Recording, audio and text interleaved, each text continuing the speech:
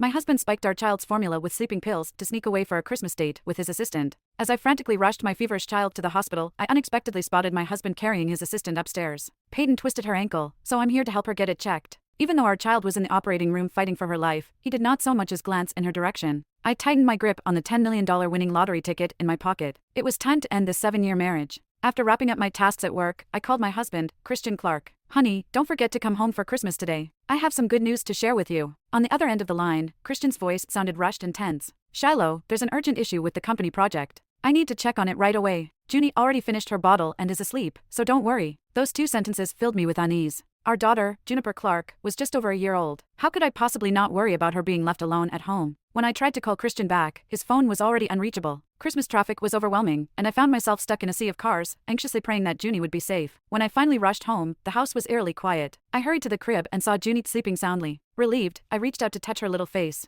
That touch sent a wave of panic through me. Her forehead was burning hot. She clearly had a high fever. I immediately grabbed Junie and drove to the hospital, calling Christian along the way. Christian, Junie has a fever. I'm taking her to the city hospital. You need to come right away. For a brief moment, there was tension in his voice. How is that possible? She's burning up? This is your fault. I've told you countless times that we need to hire a nanny, but you never listened. I'm in the middle of a meeting. Let's just talk later, he snapped. I bit down hard, gripping the steering wheel tightly. I rushed to the hospital immediately. I finally felt a sense of relief as I watched Junie's temperature gradually come down. When I glanced at my phone, it was already 11:30 p.m. Exhausted from the night's events, I decided to head to the hospital's convenience store to grab a quick snack. However, I stumbled upon something shocking as I walked downstairs. Christian, who was supposed to be working late, was here, and in his arms was none other than his new assistant, Peyton Sullivan. Mr. Clark, it's all my fault. I twisted my ankle when I got out of the car, and now, I can't spend Christmas with you properly. Come now, Peyton. Don't say that. Twisting your ankle is serious. I'm heartbroken for you. Besides, I don't mind spending Christmas in the hospital. By the way, I already bought that diamond necklace you wanted.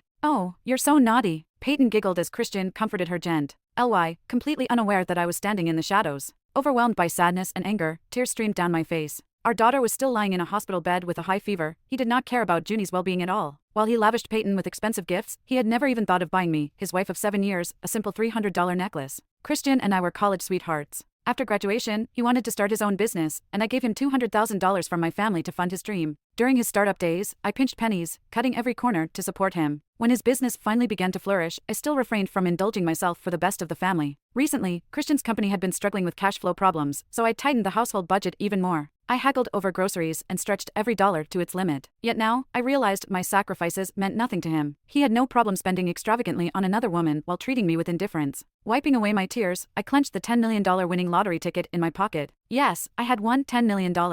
I had planned to surprise Christian tonight during our Christmas celebration at home. I also wanted to tell him that I had resigned from my job to focus on taking care of Junie full-time. Yet now, it was clear there was no need to share this with Christian. This 7-year relationship had reached its end. It was time to let go. After an exhausting night, Junie was discharged from the hospital the next day. Once we got home, I prepared a bottle of formula for her and rocked her to sleep. The fatigue of a sleepless night finally caught up with me, and I dozed off fully clothed on the couch. When I woke up, it was already noon. Just as I was about to make lunch, the doctor's words from yesterday suddenly came to mind. He had told me to check the surveillance footage at home. What did he mean by that? Could it be that Junie's accidental ingestion of sleeping pills was not an accident? Was it deliberate? The thought sent shivers down my spine. There were only 2 people in the house, Christian and I. Could Christian have been the one who gave Junie the sleeping pills? That seemed impossible. Even though he was unfaithful, I did not think he would harm his own daughter. With a lingering sense of doubt, I opened the surveillance feed. I did not have to watch for long before anger surged through me. The footage was crystal clear. It showed Christian crushing sleeping pills and mixing them into Junie's formula. He then got on the phone and said, "Peyton, don't worry. I'll pick you up at your door on time." The little brat wouldn't stop crying, so I'm just going to make her quiet down for a bit. He must not have realized the cameras were still recording, or he would not have dared to be so brazen. I could not believe it. To think he was this heartless toward his own dau. Guider, his flesh and blood. Tears blurred my vision again, but this time, they were not from sadness, they were from fury. No mother would tolerate anyone hurting her child, even if that person was the child's father. I wiped my tears away and forced myself to stay calm as I continued reviewing the footage. To my shock, I discovered that while I was at work, Christian, who was supposed to be working from home, had repeatedly brought Peyton to our house. They brazenly carried out their intimate activities right on the couch, utterly ignoring Junie, who cried until she was hoarse.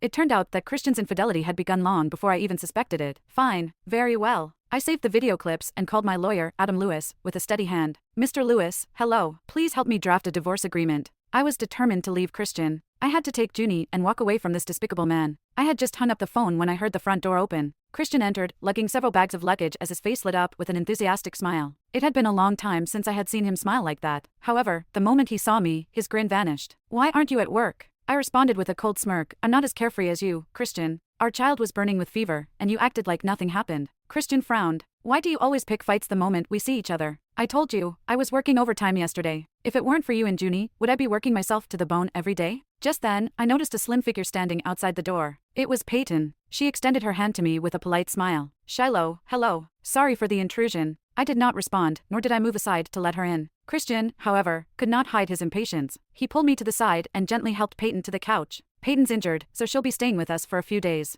I looked at the two of them. "She's injured, so she's staying at someone else's house? Christian, you're really something." Christian waved his hand dismissively. "You know how hard it is for Peyton, being out there all alone. She's a young woman working in my company, so, of course, I need to look after her. We're just colleagues. Don't overthink it." Peyton glanced at me, her eyes welling up. "Shiloh, I'm really sorry for troubling you and Mr. Clark." I nodded. "You're right, it is troubling. As you can see, we have a small child here, and it's really not convenient." "Shiloh Jackson, shut your mouth," Christian snapped, cutting me off. "Can't you show some compassion? Peyton is 5 years younger than you. How can you treat her like this? We have a guest room. What's the harm in letting Peyton stay for a few days? Besides, I bought this house, so I decide who stays in it. Stop making trouble." Christian's righteous tone was laughable. He seemed to have forgotten that when I was Peyton's age, I stood by him as we built our lives from scratch. Back then, I was in the prime of my youth, and he used to care about me, promising to give me a good life. Now, his concern was reserved for another woman. I smiled faintly and blocked Christian's path as he headed to the guest room. Why would I disagree? I think Peyton should stay in the master bedroom since she's injured.